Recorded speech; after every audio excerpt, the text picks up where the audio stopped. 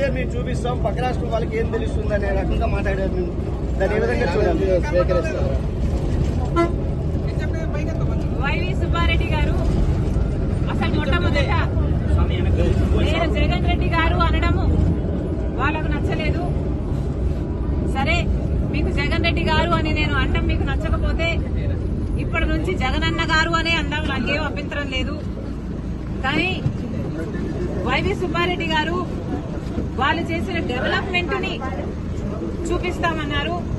సరే సార్, మీరు చేసిన డెవలప్మెంట్ చూపించండి, మేమంతా సిద్ధంగా ఉన్నాం చూడ్డానికి. డేట్ టైం మీరు చెప్పినా సరే, మమ్మల్ని చెప్పమన్నా సరే, మీరు చేసిన అభివృద్ధి ఏమిటో చూపించండి.